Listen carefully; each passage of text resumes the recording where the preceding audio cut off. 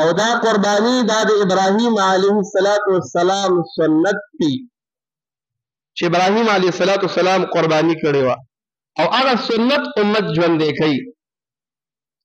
او اوږده واقعه د موږ څو پیرې اورېدلې وي د ابراهیم علیه السلام حالات زندگی به بیا ووایو.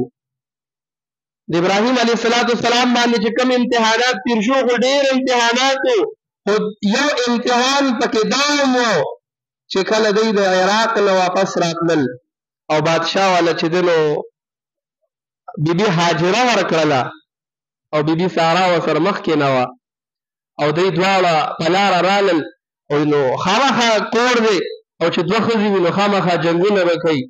نو دوی اراده وکړه چې یو ځای نه پاتې کېږو. نو ابراهیم علیه السلام د الله په حکم باندې بیبي هاجره او د دې بچی اسماعیل علیه السلام دواړه روان کړل. وایي دوی دواړه نه وې د یو بل نه بوځه.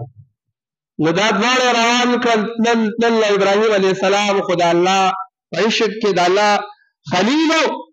نو دا نه وی چې کوم ځای ته به ځم، بس چې کوم ځای الله وایي چې دا ځای دی دلته به ودرېږم. تلل او هغه مقام او هغه ځای ته ورسېدل چې کوم د بیت الله خوا کې دی چې صفا او مروه دي. نو په هغه وخت کې بیت الله نو روان شوی. ابراهیم علیه السلام هلته ورته الله حکم وکړو چې په دې خشکې بیابان او دشتو کې پرېږده. نو بیبي هاجره ځان سره اوبه اغوستي دي او زوی ورسره دی، بچی ماشوم بچی دی. نو تپوس کوي ته موږ چاته پرېږدي؟ ابراهیم علیه السلام نه الله په آخري عمر کې بچی ورکړ او انسان سوچ وکړي خپل ځان ته سوچ وکړي چې بچی څومره خواږه وي. او بیا چې کله مطلب چې دی وړوکې ستا عمر هم ډېر شي او دا یو بچی دی څومره به خوږ وي. نو بیبي هاجره ورته وایي چاته مو پرېږدي؟ چېرته رانه ځئ؟ ابراهیم علیه السلام ګوري نه که ورته ګورم خامخا انسان خفه کېږي او اخوا د الله حکم دی چې پرېږده. بیا دې تپوس کې دی روان دی ښځه ورپسې ده چېرته ځې مونږ چاته پرېږدي؟ د دې سوال جواب نه ورکوي. اخر کې ورته وایي الله درته ویلي د دې خبرې حکم درته الله کړی دی ابراهیم علیه السلام او اکثر وخوځوي او الله راته ویلي دي. لذا الله تعالی به موږ نه ضایع کوم. نو چې ډېر منځ لاړه نو هلته کې بیا یو دعا کوي، یا الله دا ځای آباد کړي، دوی له میوې ورکړي. موږ تاسو وګورو څنګه آباد شوي، د کومو دنیا نه خلک راځي هلته د بیت الله دپاره. او میوې ځکه ووې که چېرې غنم او جوار یادولو نو هغې دپاره به الله ضرورت راځي، هغې کې به او مشین ته به وړې سالن به والا پخې او دا میوې داسې څیز دی چې دې کې د هېڅ ضرورت نه راځي، بس راشو کوه وخورئ. نن موږ وګورو نو په حرم کې بهر دی به میوه نه وي او په حرم کې به هره میوه موجوده وي. دا د ابراهیم علیه السلام هغه دعا ده. نو چې لرې لاړه دعا ورته کوي یا الله دا ښار آباد کړي، دې ځای کې له دوی له میوې ورکړي، دوی مزګزاره جوړ کړي. ابراهیم علیه السلام لاړه څه وخت پس دی چکر رالګه، اوږده واقعه ده.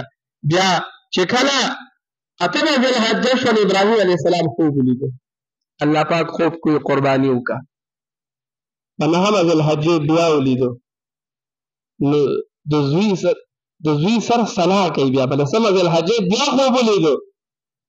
نو ابراهیم علیه السلام لوی شوی و، دومره شوی چې د پلار سره ماشوم ګرځي او په هغه وخت کې نور هم خوږ شي. نو دا ډېر ګران کار دی چې ماشوم به څنګه لالې د مور نه به څنګه جدا کوې، د خپل اثر د پلار کوم عشق او محبت وي. نو بچی ته لومبی وایي فلما بلغ معه السعی قال یا بني اني ارى في المنام اني اذبحك فانظر ماذا ترى. چې کله ماشوم لږ ورته کې لوی شو د پلار سره ګرځېدی شو او هوښیار بار وتی شي ورسره، نو پلار ورته ابراهیم علیه السلام ورته څه وایي ای بچیه زه خوب کې وینم چې زه تا حلالوم ستا سره یې ده. هغه ورته وایي فانظر ماذا ترى قال اني ستجدني ان شاء الله من الصابرين. اے پلاره انشاءالله زه به د صبر نه کورم چې ته څه کې هغه وکړه. بیا اوږده واقعه ده چې د ابراهیم علیه السلام دی د کوره را روان کړه، راولي یې په لاره شیطان مخې له راځي او قسمه قسم وسوسې اچوي، کله ابراهیم علیه السلام ته اچوي، کله اسماعیل علیه السلام ته اچوي. او دغه رنګ چې د ابراهیم علیه السلام کاڼی راولي هغه پې ولي او اخیری داسې وشو چې ابراهیم علیه السلام سمله ولالي الله د اسمان نه ګډ رالیږي هغه حلالېږي ابراهیم علیه السلام اسماعیل علیه السلام د ذبح نه بچ کېږي دا ټول واقعات وشو دا به الله ټیم وغواړي خو مختصر وي دا چونکې تاسو ته پته ده خو دا عمل د اسماعیل علیه السلام دا قرباني چې د الله په نوم باندې چې بس بچی ذبحه کړه نو بس بیا پکې دا نه و چې دا زما خو څوک شته نه زما ورثه نشته بیا پکې دا خبره نه وي الله ته د عمل ډېر زیات خوښ شو نو یوې دا قرباني سنت وګرځوله د ورځ تر قیامته پورې چې څوک صاحب استطاعت وي نه به خامخا کوي په چا واجب وي او دا ورنګې په حج کې دا چې ابراهیم علیه السلام کاڼي راولي موږ شیطانان ولي دا عمل ډېر زیات خوښ شو دیم په حج کې د حج رکن وګرځو نو خبره مې دا کوله چې دا د ابراهیم علیه السلام سنت عمل